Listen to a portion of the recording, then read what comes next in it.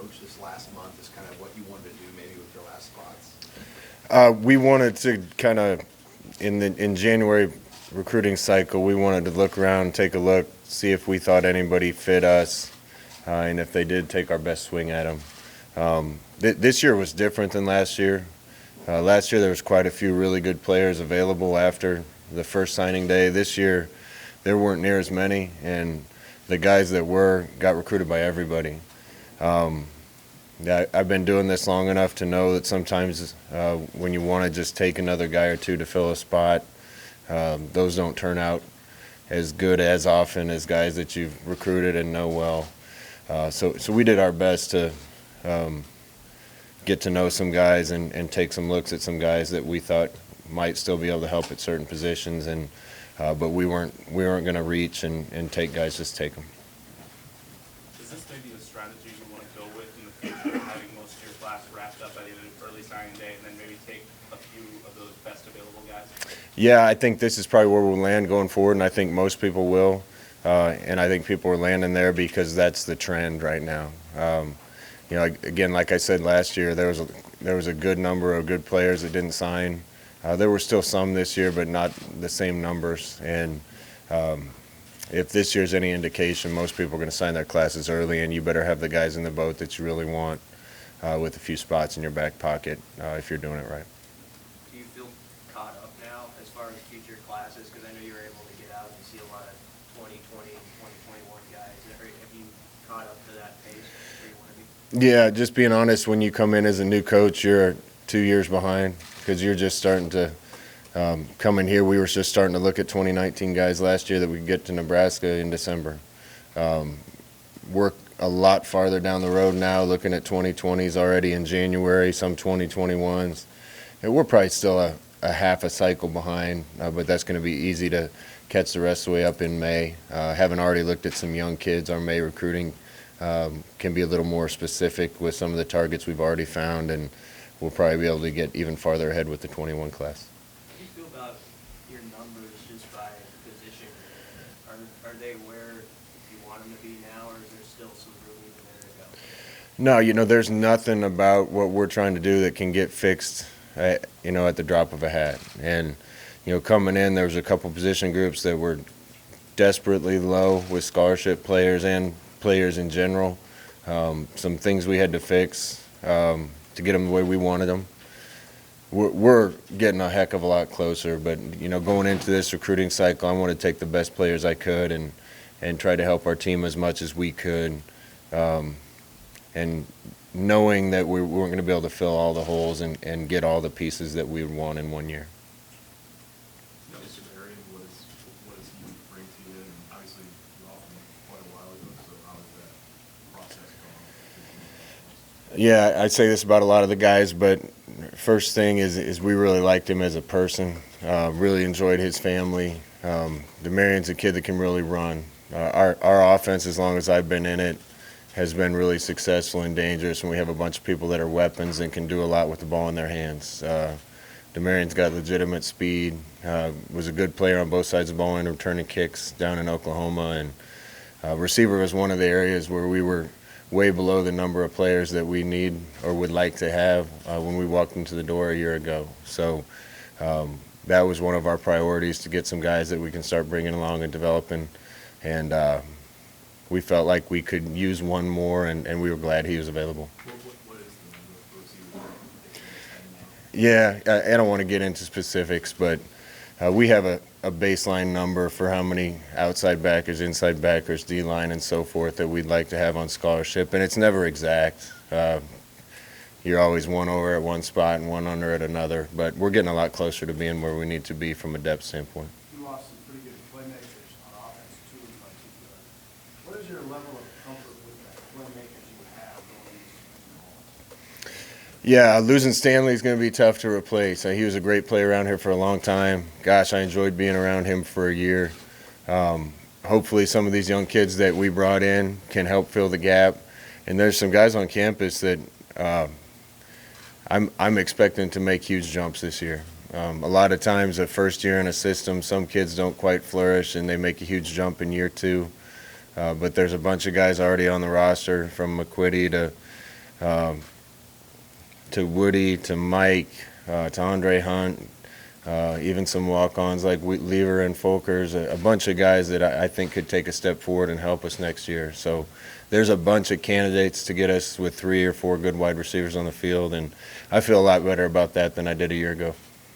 I know he actually signed in December, but what do you think was the difference for you guys getting Tola Gates, and what do you like that he brings to the table? We fought hard for a lot of our commits. A lot of guys put a lot of time in for these guys, and I tip my cap to the coaching staff, Coach Fish, Coach Shenander, Coach Held, Coach Verduzco, Coach Dawson were all involved in recruiting him.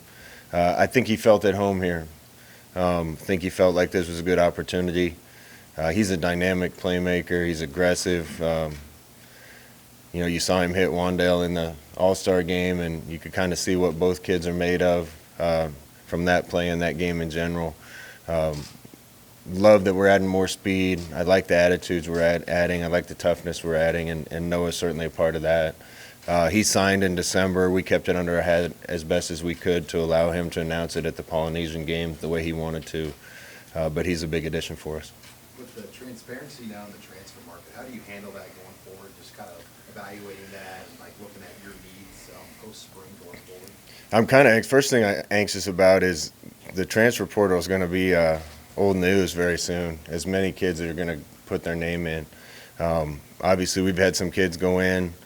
There's going to be different circumstances. We had one kid go in that just wanted to look around, but his heart was here, and we welcomed him back.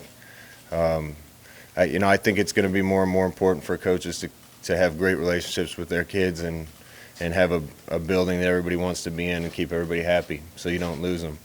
But there's going to be kids from all over the country in that portal. I think it's going to be important to have a spot or two in your back pocket in case the right kid comes available.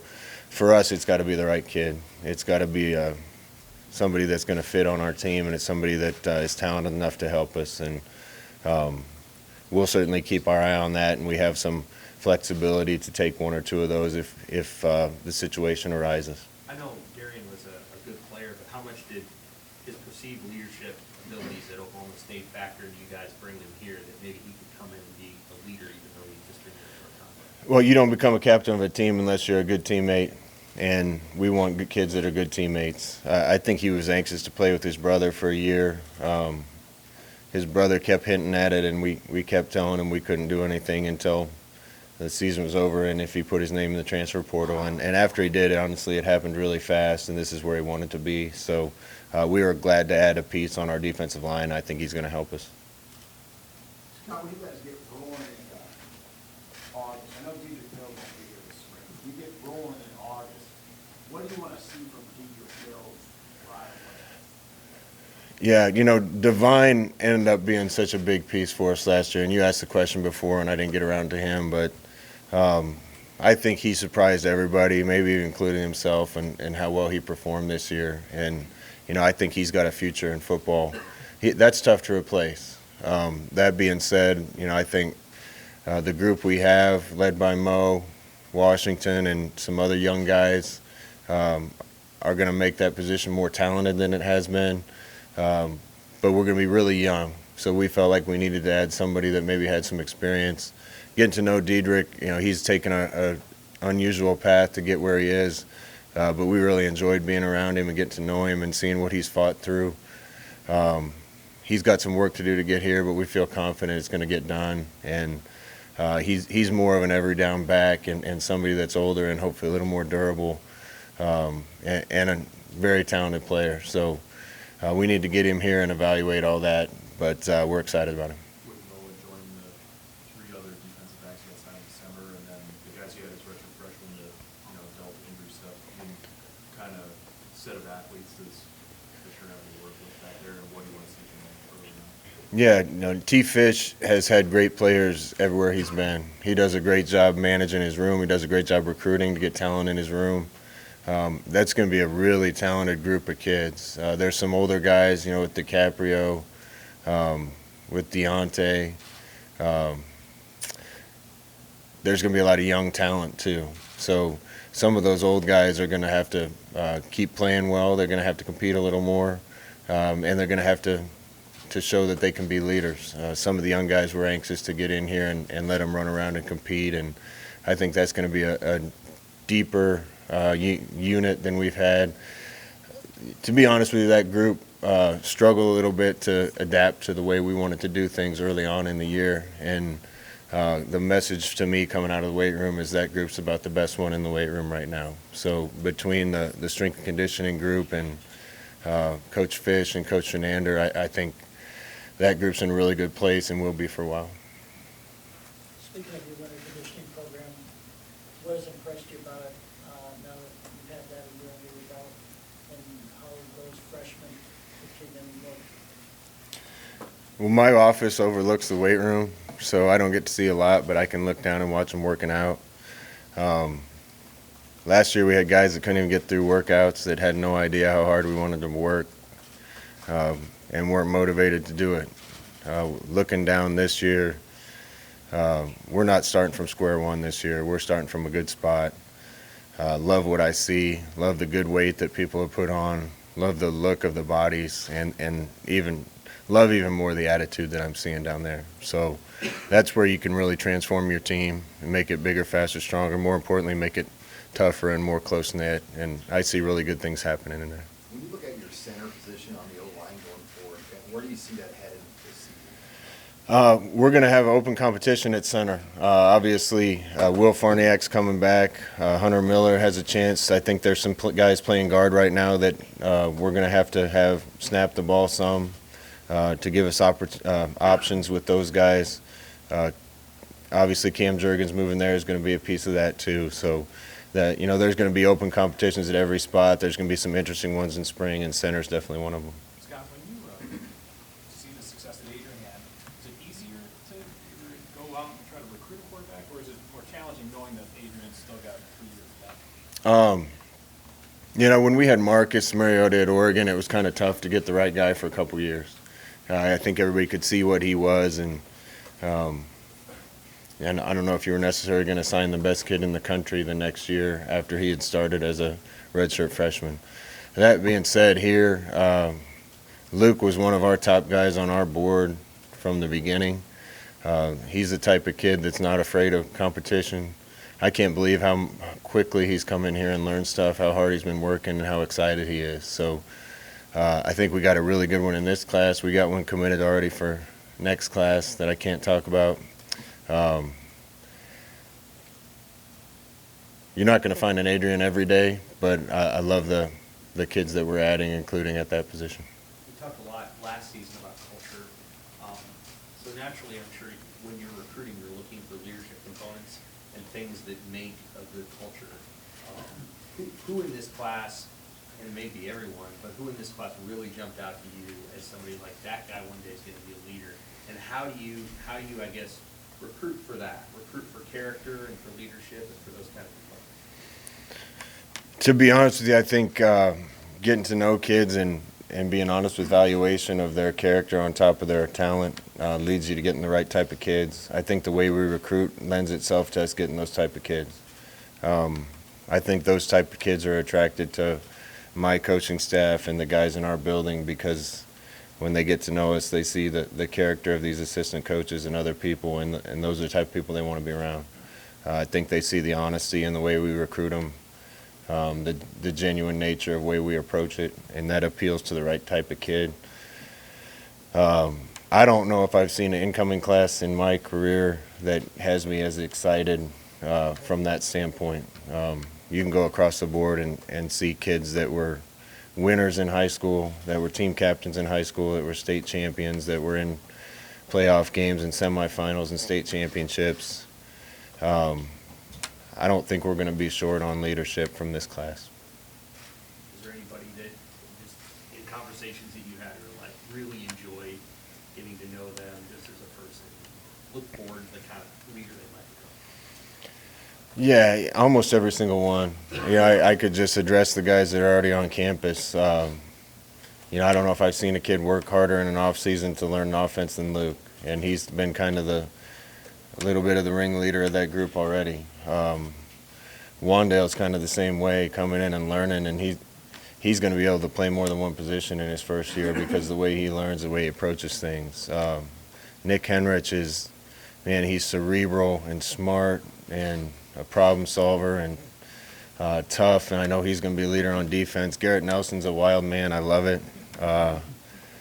And his energy is going to lead us in some good directions. Chris Hickman, same way. Brant Banks, same way. Jamie Nance is doing a good job. So all these kids that are here, I think, have leadership potential. And the great thing is they're not the only ones. We have some more coming. You talked late in the year about that group of guys in redshirt freshmen that all seem to deal with some sort of injury. Do you have some or most of them back, or will most of those guys be able to participate in spring ball? Yeah, I think most of them will be. Touching on a few, Tate Wilderman is looking great. He was dealing with a knee last fall. Cam Jones had a shoulder. He's doing a great job in the weight room right now. Casey Rogers had a shoulder. He's doing a great job in putting on weight. C.J. Smith is the one that got hurt in the middle of the season, and that might take a little longer. For the most part, all the other guys that we didn't have last season are up and going. And, man, those guys are going to make a difference in our team if they can approach this the right way. Maybe not being able to do stuff physically toward the end of the season, how do you think they not so much took advantage of that, but maybe used sitting on the sideline to help maybe their mental game, their knowledge of the play within the scheme? We'll find out in spring ball how much work they were doing. I call them the black sweatshirt posse because they all sat on the same place on the wall during practice wearing the same hooded sweatshirt. Usually the same one I had on, so I went over and joined them from time to time. But, those guys are driven. I mentioned Tate and Casey. Cam Jurgens was over there some. Cam Jones. Braxton was over there a little bit. There's some really talented kids, and, I would get a little upset looking over how much talent we had sitting on the wall, and it was kind of unfortunate set of circumstances with those kids. But that's going to be almost like getting 4 or 5 or 6 more recruits in this class and guys that already have experience with our team. So anxious to put all those pieces together.